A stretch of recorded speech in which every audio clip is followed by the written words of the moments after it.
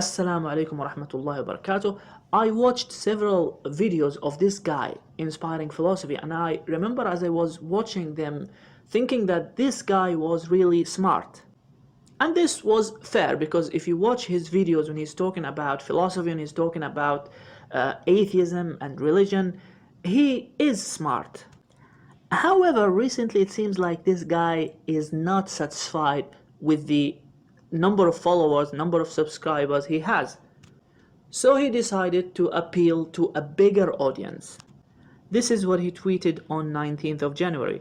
I was present for this debate and listening to Kenny defend the child rape of Muhammad had me so angry. I was sweating. This debate may have awoken something in me, and I might have to start going after Islam in the future. Act 17 David, which is the cross-dresser David Wood, did an excellent job. I responded and said I would encourage you to go after Islam because it's so boring to deal with clowns like Apus and your cross-dressing friend David Wood. Let's hope you can do a better job. And I was honest. I thought that this guy, because this guy was intelligent, so when he started criticizing Islam, at least it's going to be a little bit more challenging than having to deal with people like Apus and David Wood. And then he responded to someone who told him that he had to learn about Islam before criticizing it by saying, which is why I take my time. When I get to Islam, it won't be for at least a year, since I have a lot to read up on.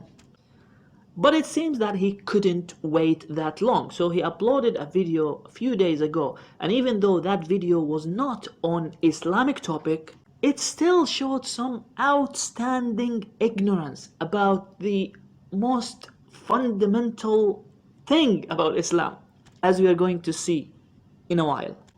The first thing you're going to notice in his recent video is the change of attitude. I mean, look at the thumbnail. If you compare this thumbnail to the previous thumbnails of his videos, it shows how he's changing his attitude as he's going after Islam and following the footsteps of his cross-dressing master, David Wood. But that's not a big deal. You can choose whatever thumbnail you want as long as you make good arguments. Let's now watch his video. This one is going to have some cringe in it. The songs is a poem, so it's not going to be explicit. It's an allegorical and a typological prophecy in which there is an immediate reference, but there are implicit future overtones. No, that is not true, and you need to actually show evidence that is the case. Plus, you're saying Muhammad is mentioned by name in this passage. To quote, his name, physical description, and location are all alluded to in the text. But his name is not in the text. The way you pronounce this word is Mahmed. In this passage is plural, so it's Mahmedim. So are there multiple Muhammads? When we get to verse 16, his mouth is most sweet, yeah, he is Muhammad. The word in Hebrew is Muhammadim, the suffix im being a plural respect. Okay, once again, it's Mahmedim, not Muhammadim. So the first point here, he seems to have a problem with the fact that the word Mahmadin or Mahmad doesn't sound like Muhammad. And he tried to make fun of that throughout the video. And you think this is about Muhammad? I also want to add that if you can mix Hebrew and Arabic to get a prophecy of Muhammad in this passage. So Mahmad or Mahmadin doesn't sound like Muhammad. Well, this is the basic, I don't know your name, inspiring philosophy. I hope by the end of this video, people are not going to call you inspiring stupidity. First of all, the name of Prophet Muhammad ﷺ is not Muhammad. That's the English way of saying Muhammad. The Prophet ﷺ name is Muhammad. The Arabic word Muhammad with the letter Ha is pronounced as Mahmad or Muhammad in Hebrew and is pronounced as Muhammad in English. So making fun of this makes you look like a genuine idiot. I'm sorry. You think the name, the original Arabic name of Prophet Muhammad ﷺ is Muhammad? And Muhammad doesn't sound like Mahmad? I mean, as if Jesus, Joshua, Yeshua, Yesua, as if they all sound the same. I'm not an expert in Hebrew, but I think that the letter Ha in Hebrew is pronounced as Kha. And this can be seen even from the state of Israel, the governments of the state of Israel, calling Hamas as Hamas. So according to this stupid logic of yours, I could say the Prime Minister of Israel never called Hamas a terrorist organization. And if someone shows me where he called Hamas a terrorist organization, I'm going to say, well, Hamas doesn't sound like Hamas. Just to be clear, I'm not arguing for or against the argument that Prophet Muhammad ﷺ is mentioned in the Song of Solomon by name. I'm simply showing that your objection is stupid. And I'm sure that you are not that stupid. But, you know, if you follow a clown, you end up becoming a clown. Well, it's just like when they say Muhammad is mentioned in Song of Solomon 5:16, but it says Mahmadim. Yeah, just like Muhammad. And just to show you how stupid your objection is, let's go to John Barkhurst's book, An Hebrew and English Lexicon Without Points. On his comment on A.K.A. 2:7, the verse which says, I will shake all nations, and the desire of all nations shall come. The word used here is Hamdat. Hamdat. Does Hamdat sound like Hamdat or Hamd or Muhammad? But here is what John Barkhurst says. From this root, the pretended prophet Muhammad, or according to our corrupt pronunciation, Mahmud, had his name. But whether this was his original appellation or whether he assumed it after he set up for the Messiah of the Jews, the desire of all nations, I cannot find. So here John Barkhurst is making a link between the name of Prophet Muhammad ﷺ and the root word in Haggai 2:7. And of course, since he was not a Muslim, he didn't consider this to be a prophecy on Prophet Muhammad ﷺ. In fact, he kind of insinuated that Prophet Muhammad ﷺ took this name after he learned about the Messiah of the Jews. So John Barkhurst, one of the greatest Hebrew and English lexicon, didn't use your stupid argument that they don't sound the same.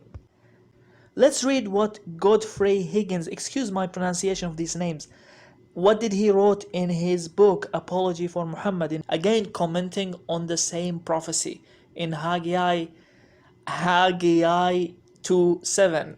Here he's saying, and the desire of all nations shall come.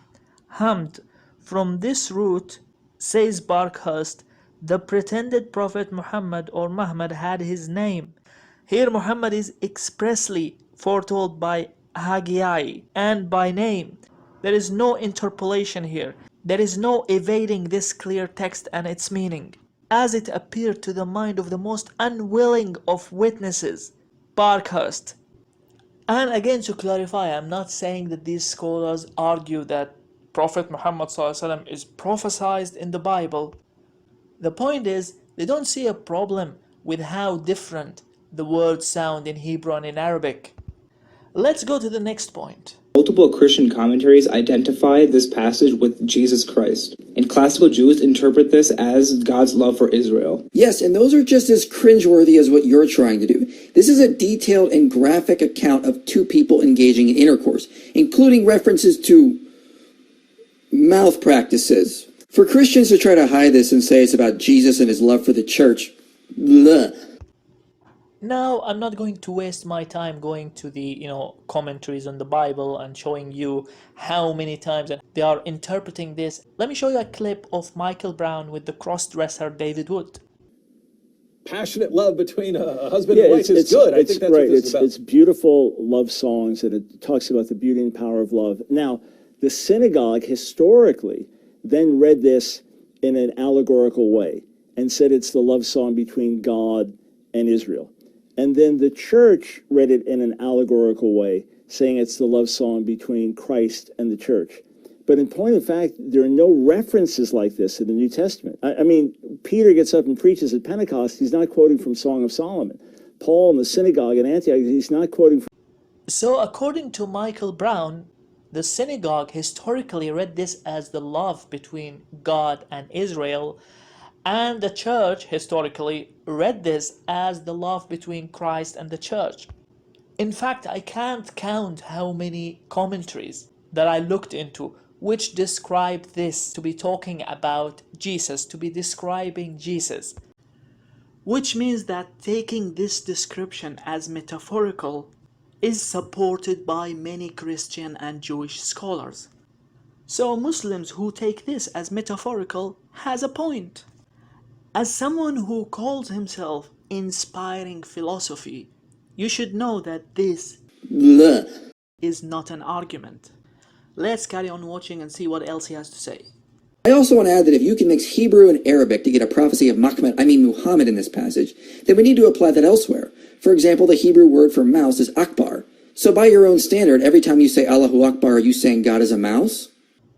Now this is very cringe. This one is going to have some cringe in it. Mr. Inspiring Philosophy, this is a very bad argument. Now correct me as an expert in philosophy. I want you to correct me on this. Isn't this what they call a straw man? Because no Muslim has ever said, not even the guy you are responding to, has said that just because they sound the same, that means it is Muhammad who's mentioned here. Most Muslims who argue that Prophet Muhammad ﷺ is mentioned in this verse support their argument by using Christian and Jewish scholars, as we said, who read this in an allegorical way, and also support their argument with the description that they claim that it matches the description of Prophet Muhammad ﷺ. They're not simply saying, oh look, they sound the same, that must be Muhammad.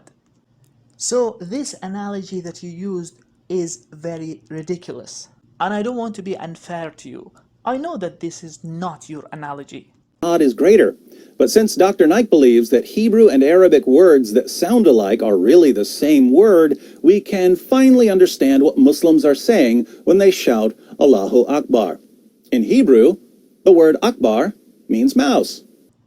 Which is why you tagged the crossdresser David Wood to show him how a great student of his you are. Let me just give you some advice, Mr. Inspiring Philosophy. You seem to be very impressed with David Wood. If you think that David Wood is this great scholar on Islam, that repeating his argument will help you to be a very successful anti-Islam polemicist, then you're going to be disappointed. Because we Muslims consider David Wood to be a joke, a clown. The arguments made by David Wood are by far the stupidest arguments ever made against Islam. Go and look up arguments like the mother of the book, Allah praise. You will then realize that you are making a grave mistake and you are being unfair to yourself by lowering your level to the level of David Wood. If you keep using David Wood argument, then believe me, in a short time, you will turn from inspiring philosophy into inspiring stupidity. And God knows what else could happen. Maybe in the future, we will see you cross-dressing like your cross-dressing master did. Blech. And to everyone who's watching, thank you so much. If you want to support the channel, then in the description box, you're going to find all the different ways of how to support this detective channel. Jazakumullahu khairan for watching. Wassalamu alaikum wa rahmatullahi wa barakatuh.